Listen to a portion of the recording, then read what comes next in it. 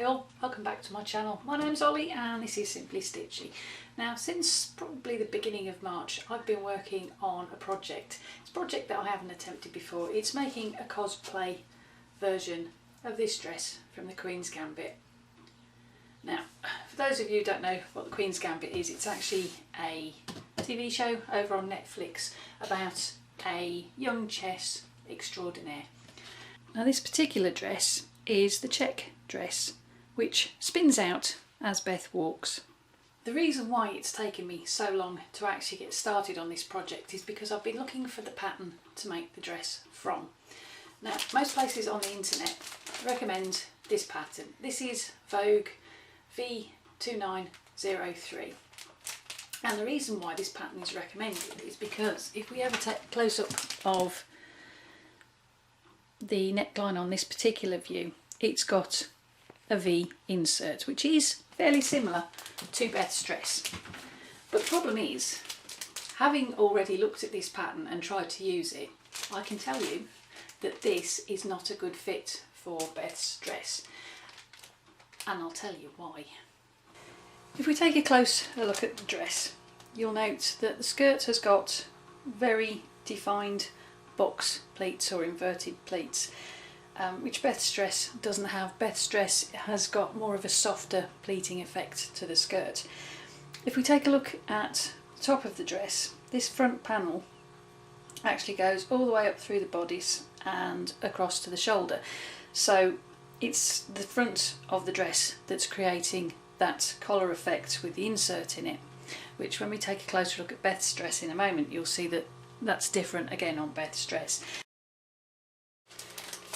In actual fact, there are quite a few videos on YouTube that say this neckline in particular is particularly difficult to actually do. I'll put a link to some of them in the comments section below for you. So if I'm not going to be using this pattern anymore to be doing Beth's dress from the Queen's Gambit, which pattern am I going to be using? Now, in order to get a good idea of what Beth's dress looks like, I've spent hours on YouTube watching other videos where people have had a go at making the dress. Links are in the description box below. I've looked at videos where they do compilations of screenshots from the video and put them to popular music. Again, the ones that I've seen I'll put in the description box. But I've also spent quite a lengthy amount of time over at the Brooklyn Museum. I'll put a link in the description box for that as well for you. They have actually got a virtual exhibition of all the dresses that are popular from the Queen's Gambit. Not only that, but they've also got the costumes from the Crown as well. So yeah, that one's well worth going over and having a quick look through, because not only do you get the dresses,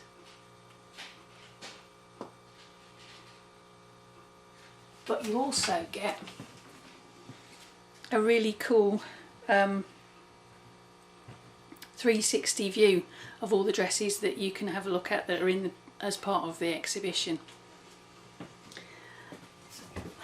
And that website on its own has been instrumental in helping me make the design choice that I finally ended up making to recreate this particular dress.